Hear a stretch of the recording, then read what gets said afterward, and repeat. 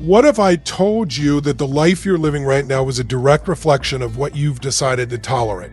Not your dreams, not your potential, your standards. And here's the hard truth. If you don't raise them, nothing changes. Same habits, same excuses, same results. But the moment you decide that average is no longer acceptable, your entire future shifts. So the real question is, are you ready to raise your standards? Or are you comfortable staying exactly where you are? Standards shape destiny because they define what you will no longer tolerate from yourself. They are the invisible line in the sand that determines how you show up every single day. Goals are powerful. Dreams are inspiring, but standards are non-negotiable. A goal says, I want to be successful. A standard says, I will not accept mediocrity from myself anymore. And that difference changes everything. Every result in your life right now is a reflection of what you've decided is acceptable. The level of health you maintain, the quality of relationships you allow, the income you earn, the respect you command, none of it is random. It is a direct outcome of your internal standards. If you allow yourself to skip workouts, to break promises, to settle for almost that becomes your identity. But the moment you raise your standards, your behavior must rise to meet them. Think about someone who transforms their body. The shift doesn't begin when they join a gym. It begins when they decide, I am no longer someone who treats my body carelessly. That decision creates a new standard. And once the standard is set, actions follow. They wake up earlier. They choose discipline over comfort. They push through resistance because their identity has changed. They are no longer negotiating with weakness. Standards also determine what you tolerate from others. If you accept disrespect, inconsistency, or low effort, you invite more of it into your life. But when you raise your standards, you communicate through your actions that you expect excellence, integrity, and growth. People either rise to meet that expectation or they fall away.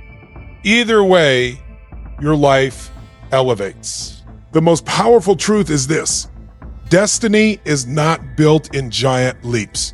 It's built in daily standards. It's built in the moments when no one is watching and you choose to give more than what's required. It's built when you refuse to cut corners, when you hold yourself accountable even when it's uncomfortable, when your word becomes unbreakable.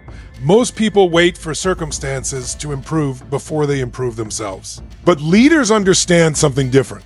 They raise their standards first, and circumstances are forced to respond. When you demand more from yourself than anyone else ever could, you activate a different level of focus, discipline, and resilience. You stop reacting to life and start creating it.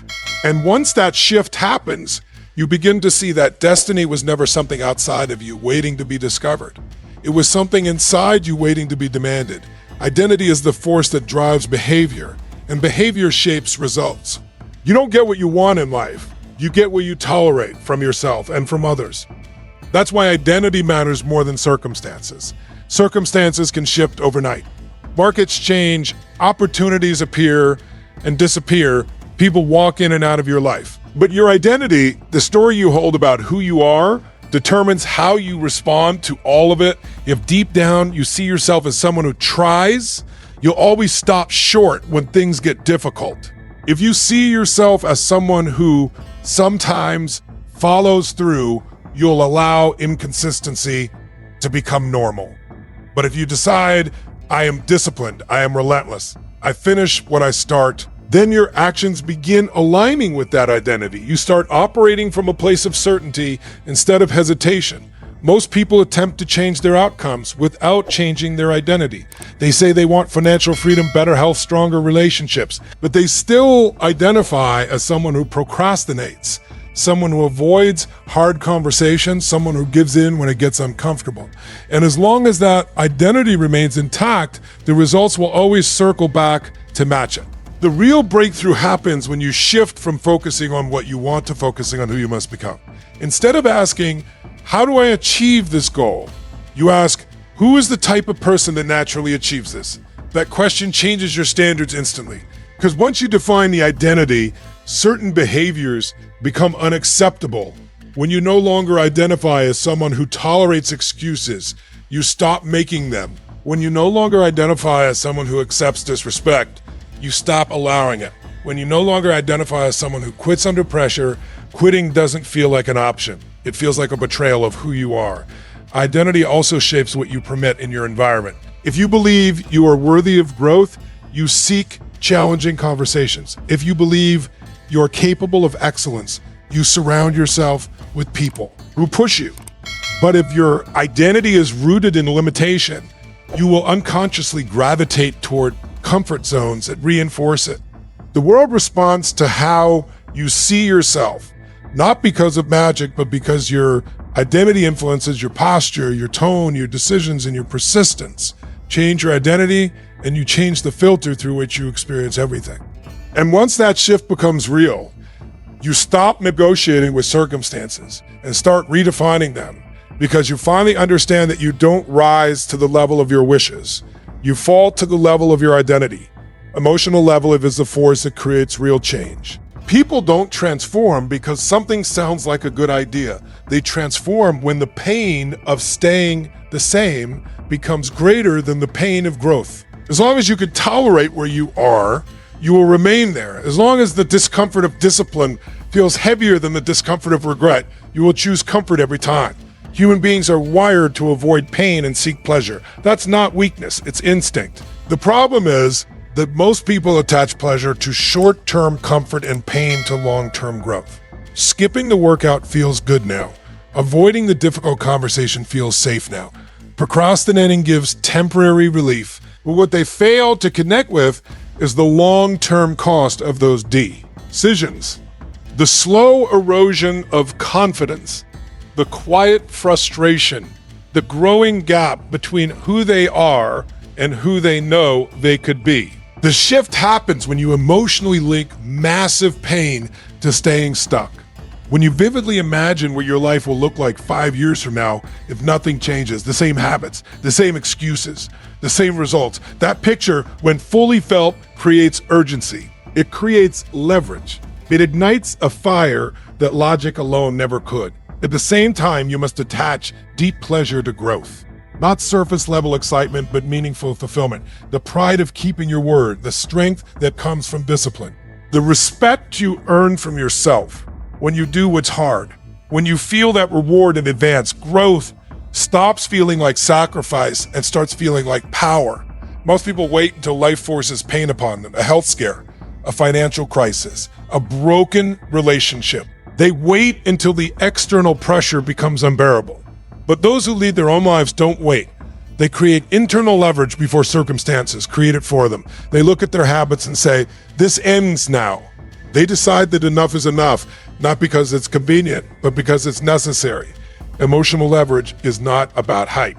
It's about clarity. It's about seeing both paths so clearly that the choice becomes obvious. One path leads to familiarity, comfort, and slow decline. The other leads to discomfort, challenge, and expansion. When you fully feel the cost of inaction and the reward of growth, hesitation disappears. Action becomes natural.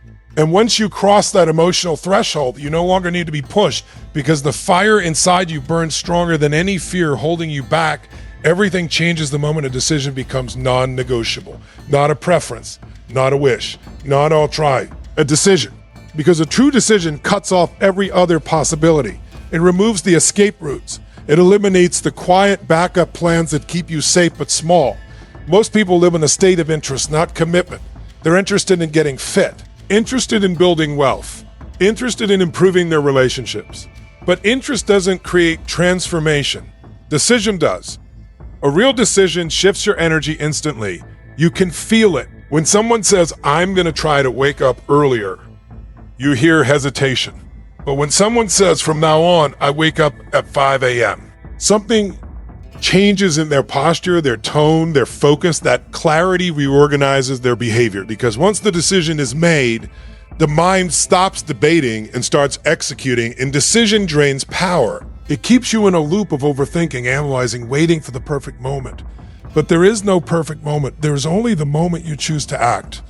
The most powerful people are not those who never feel fear or doubt.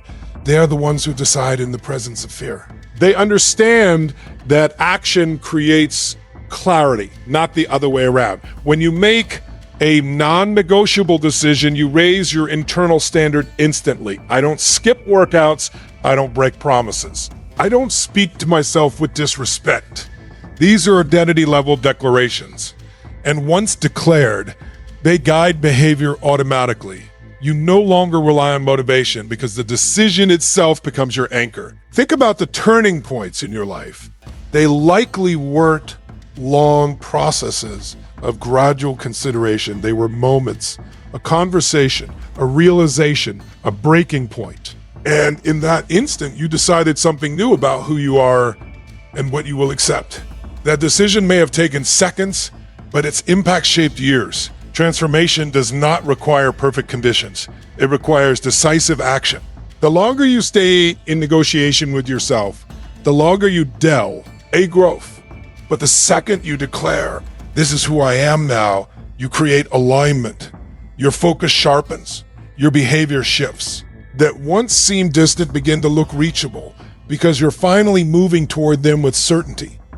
A non-negotiable decision is powerful because it eliminates the option of staying the same. It forces you to find solutions. It pushes you to adapt. It demands creativity and resilience. And when you live this way, you stop being a spectator of your own potential and start becoming the architect of it, choosing in each decisive moment to raise the standard of who you are willing to be.